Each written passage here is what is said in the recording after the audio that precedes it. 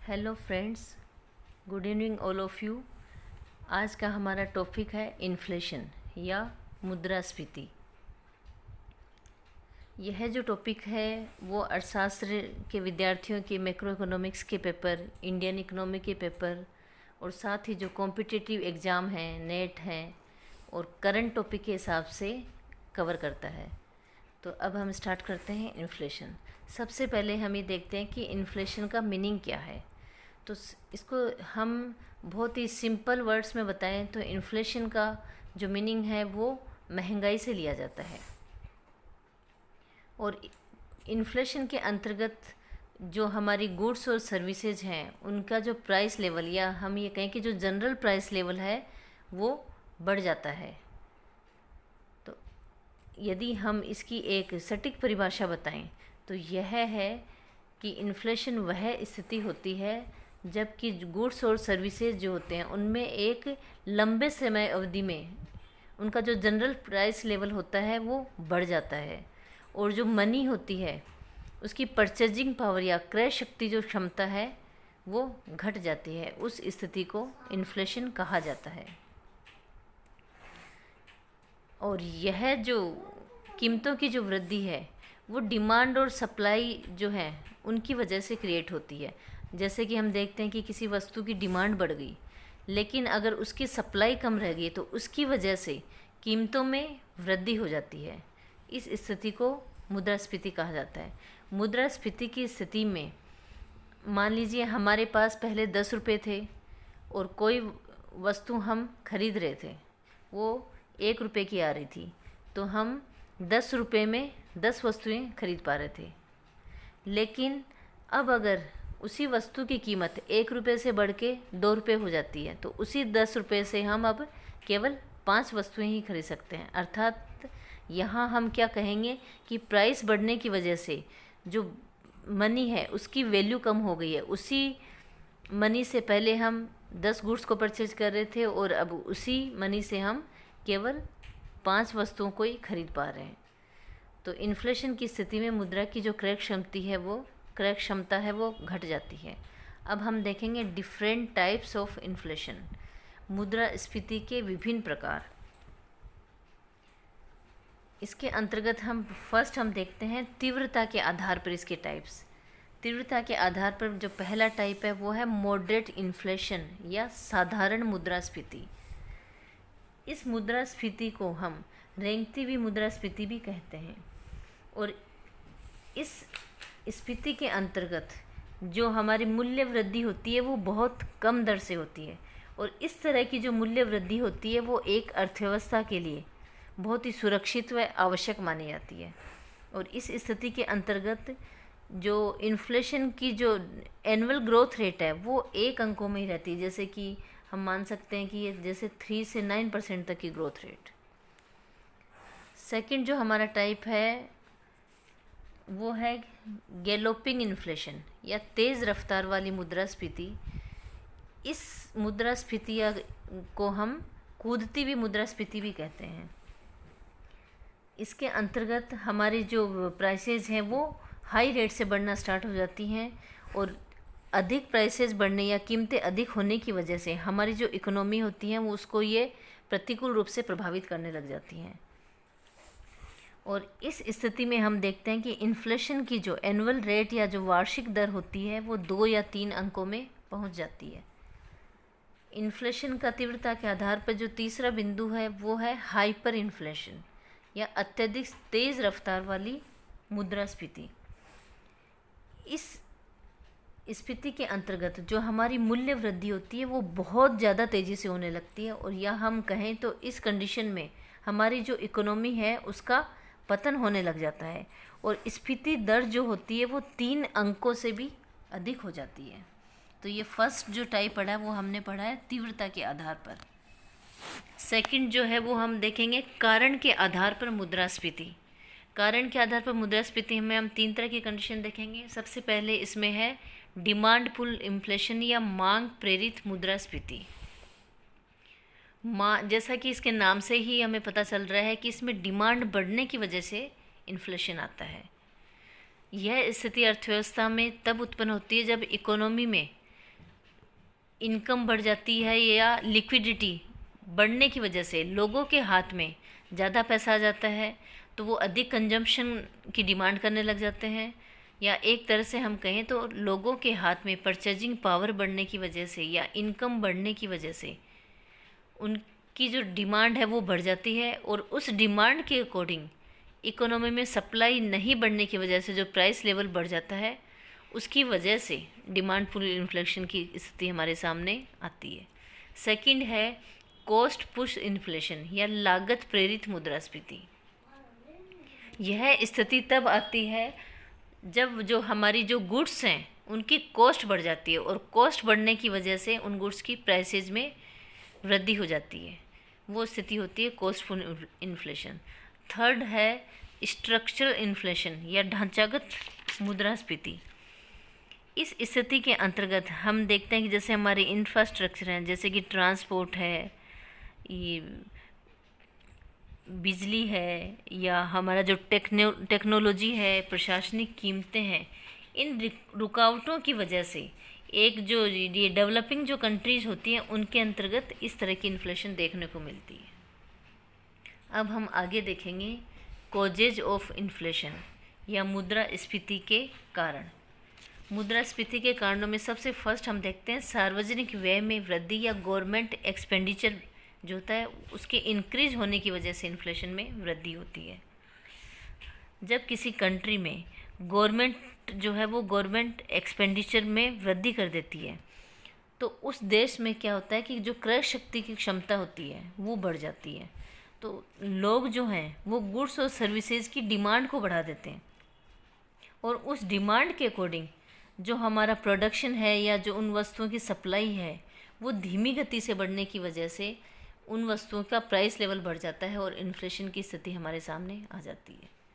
Second जो inflation का reason है वो है घाटे की वित्त व्यवस्था या डेफिसिट फाइनेंसिंग। इस रीज़न से पहले हम सबसे पहले देखते हैं कि डेफिसिट फाइनेंसिंग या घाटे की वित्त व्यवस्था होती क्या है। जब देश की सरकार का जो व्यय या एक्सपेंडिचर है वो उसकी इनकम की तुलना में अधिक हो जाता है, तो उस कंट्री की जो इकोनॉमी होती है वो घाटे की स्थिति में चली आती है।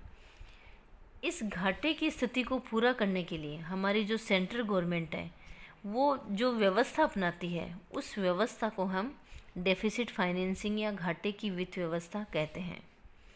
इस घाटे को कवर करने के लिए जो केंद्र सरकार है वो कई उपाय अपना सकती है, जैसे कि वो नए नोट छाप सकती है या कहीं से पैसा उधार ले सकती है। तो इस डेफिसिट फाइनेंसिंग की स्थिति की वजह से हमारी इकोनॉमी में जो मनी होती है वो अधिक हो जाती है, और मुद्रा की मात्रा या लोगों के हाथ में अधिक पैसा आने की वजह से हमारे देश में महंगाई की स्थिति बढ़ जाती है या इन्फ्लेशन की स्थिति उत्पन्न हो जाती है। इन्फ्लेशन का जो तीसरा रीज़न है वो है उत्पादन में धीमी दर से वृद्धि होना।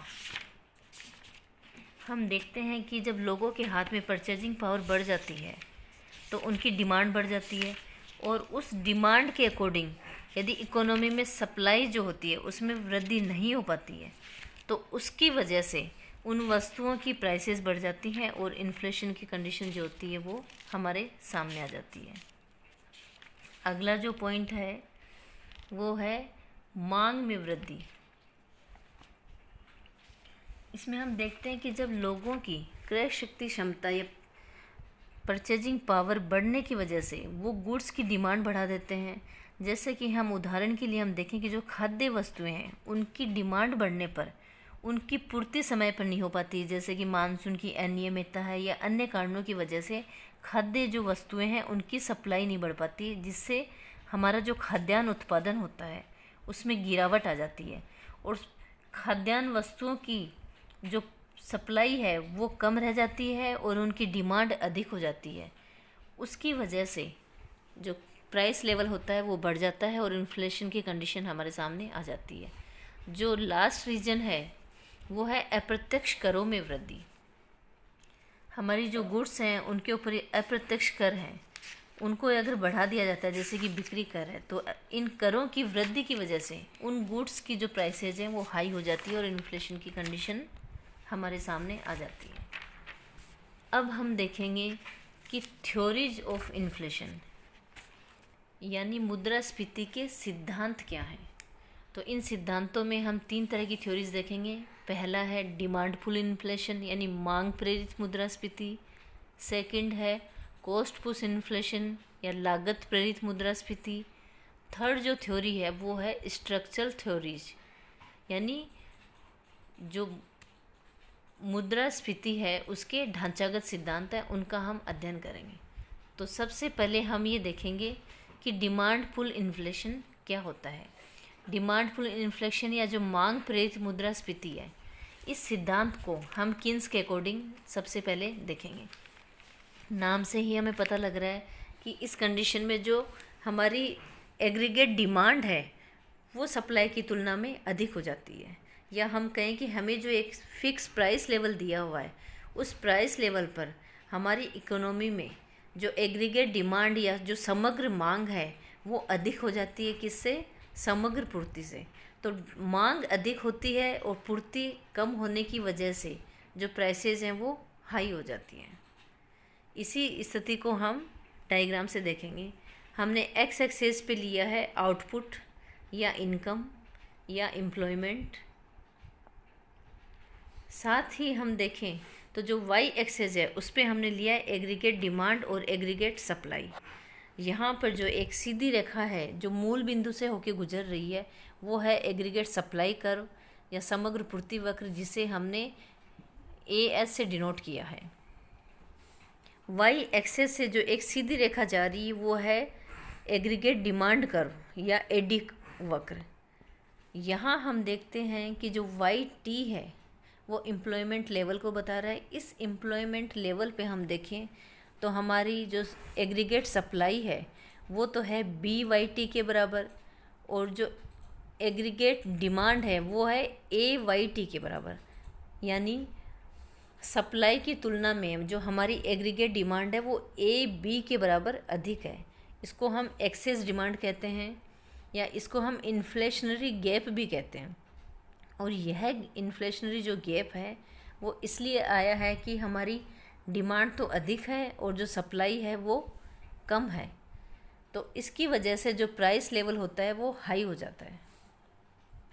AB जो गैप है वहाँ पर aggregate demand greater than aggregate supply है। इसकी वजह से इन्फ्लेशन की स्थिति उत्पन्न होती है।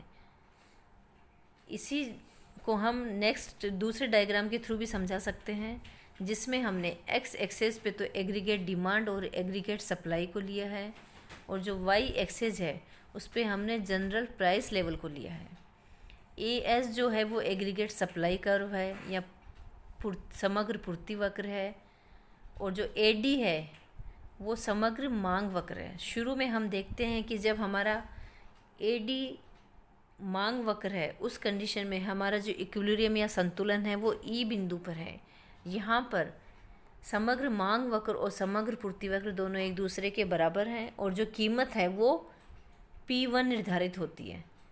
अब हम ये मान लेते हैं कि किन्हीं कारणों की वजह से, जैसे गवर्नमेंट एक्सपेंडिचर बढ़ जाता है, लोगों के हाथ में इनकम अधिक आ जाती है, उसकी वजह से जो हमारी एग्रीगेट डिमांड है वो बढ़ जाती है, और एग्रीगेट डिमांड बढ़ने की वजह से एग्रीगेट डिमांड कर ऊपर की ओर शिफ्ट हो जाता है और ये AD से AD1 हो गया है। यहाँ हमारा जो सप्लाई कर्व है वो पहले वाला ही है और जो एग्रीगेट डिमांड कर्व है वो नया है। ऐसी स्थिति में जो इक्विलिब्रियम या संतुलन है वो E बिंदु से ऊपर जाकर E1 बिंदु पर हो जाता है, और ऐसी स्थिति में हमारे जो प्राइस लेवल है वो भी बढ़ जाता है। यानी हम यहाँ ये कहें कि हमारी कीमतों में P1 से P2 तक की जो वृद्धि है वो हमारी मांग बढ़ने की वजह से है। मांग बढ़ने की वजह से ये इन्फ्लेशन की स्थिति उत्पन्न हुई है। ये है हमारी डिमांड पुल थ्योरी। आगे की वीडियो में हम कॉस्ट पुश थ्योरी और स्ट्रक्चरल थ्योरी जो है उसके बारे में पढ़ेंगे। तब तक के लिए धन्यवाद।